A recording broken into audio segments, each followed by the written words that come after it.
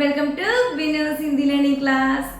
അപ്പോൾ ഇന്നത്തെ ക്ലാസ്സിൽ നമ്മൾ പഠിക്കാൻ പോകുന്നത് നമ്മളൊരു മുൻപൊരു ക്ലാസ്സിൽ പഠിച്ചിരുന്നു വീടിൻ്റെ അകത്തെ കുറച്ച് സാധനങ്ങളെ കുറിച്ച് അല്ലേ, എന്തെന്നാ പറയണേന്ന്. അതുപോലെ തന്നെ നമ്മൾ പുറത്തുള്ള വസ്തുക്കളെ എന്തെന്നാ പറയുന്നതെന്ന് കൂടി പഠിക്കണ്ടേ. അപ്പോൾ ഇത് അർത്ഥങ്ങളല്ല, ഓരോ വസ്തുക്കളെ ഇപ്പം നമുക്ക് എന്താ പുറത്ത് മണ്ണ്, കല്ല്, നമ്മുടെ അയൽവാസി, അങ്ങനെ ഒരുപാട് കാര്യങ്ങളുണ്ട് അല്ലേ.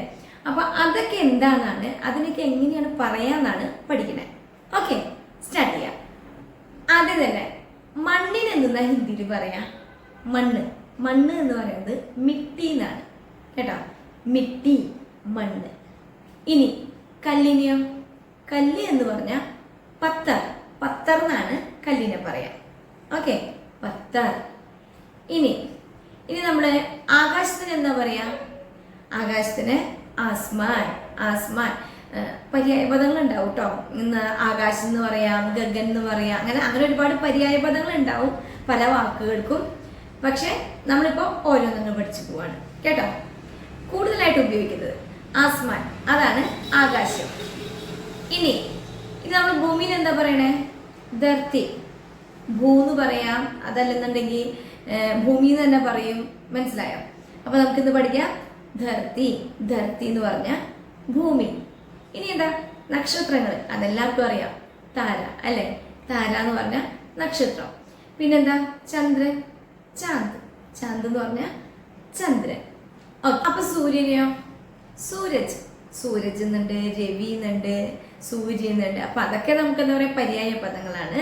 അപ്പൊ നമുക്ക് ഇന്ന് പഠിക്കാം സൂരജ് എന്ന് പറഞ്ഞാൽ സൂര്യൻ. പിന്നെന്തുവാ? പക്ഷികൾ. പക്ഷീനെ പറയുന്നത് ചിടിയാന്നാണ്. ചിടിയാന്നാണ് പക്ഷികൾ എന്ന് വരുമ്പോൾ. അത് നമുക്ക് എന്താ പറയാ? ഏകവചനം ബഹുവചനമായിട്ട് യൂസ് ചെയ്യുന്ന കേട്ടോ. അതൊക്കെ നമുക്ക് പിന്നീട് ക്ലാസ്സുകളായിട്ട് ഇടാം. ഓക്കെ, ചിടിയ എന്ന് പറഞ്ഞു കഴിഞ്ഞാൽ പക്ഷി. ഇനി പഞ്ചി എന്ന് പറയും, പക്ഷി എന്നും പറയും ഹിന്ദിയിൽ. ഓക്കെ, ശരി. ഇനിയിപ്പോൾ നമ്മുടെ അയൽവാസിന് എന്താ പറയാ? അയൽവാസിനെ പറയുന്നത് പഡോസി. പഡോസി എന്ന് പറഞ്ഞാൽ അയൽവാസി. ഓക്കെ. ഇനി ഇപ്പൊ നമ്മുടെ അടുത്ത് എന്ന് പറയുന്നത് നമ്മൾ പറയും ഇവിടെ അടുത്താണെന്ന് പറയും അല്ലെ. അപ്പൊ എന്താണ്? നസ്തിക്. നസ്തിക് എന്ന് പറഞ്ഞാൽ അടുത്ത്. ഓക്കെ. പിന്നെ മതില് കാണില്ലേ നമ്മള്? മതില് അല്ലെങ്കിൽ നമ്മുടെ വീടിന്റെ ചുമര്, ഇതിനൊക്കെ എന്തെന്നാ പറയാന്നറിയോ? ദിവാർ. ദിവാർ എന്ന് പറഞ്ഞാൽ ചുമരുന്നാണ്. ഓക്കെ, ശരി. ഇനി എന്താ? ഇനി നമ്മള് മനുഷ്യൻ എന്താ പറയാ ഹിന്ദിയില്? മനുഷ്യൻ തന്നെയാ കേട്ടോ. മനുഷ്യൻ എന്ന് പറയും, ആത്മീ എന്നും പറയും. പക്ഷെ ആത്മീ എന്ന് പറയുന്നത് ശരിക്കും എന്താ പറയാ? പുരുഷനെയാണ്. പുരുഷ്, ആത്മീ, അത് പുരുഷൻ. സ്ത്രീ ആണെങ്കിൽ ഓറത്ത് എന്നാ പറയാം. മനസ്സിലായോ? ഓറത്ത് എന്നും പറയും, സ്ത്രീ എന്നും പറയും. മനസ്സിലായോ? ഇനി കുട്ടികൾ എന്താ പറയണേ? ബച്ചെ. ബച്ചെ എന്ന് പറഞ്ഞാൽ കുട്ടികൾ. ഇനിയിപ്പോ കുട്ടികൾ സ്റ്റുഡന്റ് അല്ലെ. സ്റ്റുഡന്റിന് എന്താ പറയണേ? ഛാത്ര. ഛാത്ര എന്ന് പറഞ്ഞാൽ സ്റ്റുഡന്റ് ആണ് കേട്ടോ. ശരി. ഇനി എന്താ? നമ്മുടെ പുറത്തുള്ള കിണറുണ്ട് അല്ലെ. കിണറിനെ പറയുന്നത് കൂവ. കൂവ എന്ന് പറഞ്ഞു കഴിഞ്ഞാൽ കിണർ. പിന്നെന്താ നമ്മളെ ഓട എന്നൊക്കെ പറയില്ല, അഴുക്ക് ചാല്. ഓടേനെ പറയുന്നത് നാളി എന്നാണ് കേട്ടോ. നാളി എന്ന് പറഞ്ഞു കഴിഞ്ഞാൽ അഴുക്ക് ചാല്, ഓട. ഓക്കെ. ഇനി എന്താ? പൂന്തോട്ടം. പൂന്തോട്ടത്തിന് ഹിന്ദിയിൽ പറയുന്നത് ബഗീച്ച. ബഗീച്ച എന്ന് പറഞ്ഞാൽ പൂന്തോട്ടം. ക്ലിയർ ആവുന്നില്ലേ? ഓക്കെ. ഇനി കുളത്തിന് എന്താ പറയണേ? താലാബ്. താലാബ് എന്നാണ് കുളത്തിനെ പറയുന്നത്. നദീനെ നദി എന്ന് തന്നെ പറയും കേട്ടോ. നദി.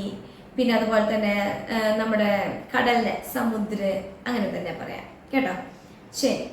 ഇനി നമ്മൾ നോർമലി പുറത്ത് കാണുന്നതാണ് വണ്ടികൾ. ഗാഡി എന്ന് പറഞ്ഞാൽ വണ്ടി. ഓക്കെ, വാഹനം. ഇനി എന്താണ്? കട എന്താ പറയുന്നത് വെച്ചാൽ ദുക്കാൻ. നമ്മൾ കോൺവെർസേഷനും അതിലൊക്കെ നമ്മൾ കട ദുക്കാൻ എന്ന് പറഞ്ഞിട്ട് എല്ലാവർക്കും അറിയാൻ പറ്റും അല്ലെ. ദുക്കാൻ എന്ന് പറഞ്ഞു കഴിഞ്ഞാൽ കട. അപ്പൊ കടക്കാരൻ എന്ന് പറയുന്നതോ? കടക്കാരൻ കേട്ടോ, കടയിലിരിക്കുന്ന ആള്, ദുക്കാൻദാർ. ഓക്കെ, ദുക്കാൻദാർ എന്ന് പറഞ്ഞാൽ കടക്കാരൻ. ഇനി കച്ചവടക്കാരൻ എന്താ പറയുന്നത് വെച്ചാൽ വ്യാപാരി എന്നാ. മനസ്സിലായോ? കച്ചവടക്കാരൻ വ്യാപാരി, കടക്കാരൻ ദുക്കാൻദാർ.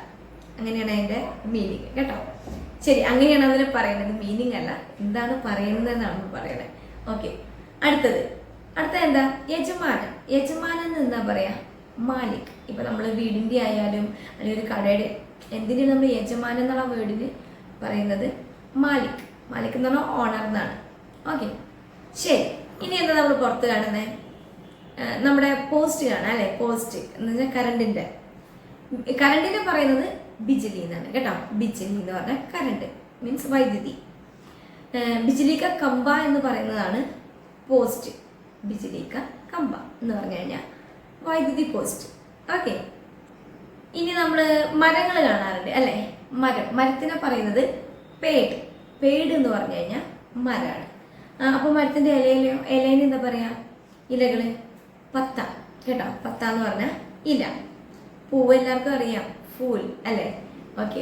പേട്, പത്ത, ഫൂൽ. ഓക്കെ, ശരി. ഇനി നമ്മൾ പുറത്ത് കാണുന്നത് എന്താണ്? റോഡുകൾ അല്ലേ? റോഡിന് എന്താ പറയണെന്ന് അറിയോ? സടുക്ക് എന്ന് പറഞ്ഞു കഴിഞ്ഞാൽ റോഡ്.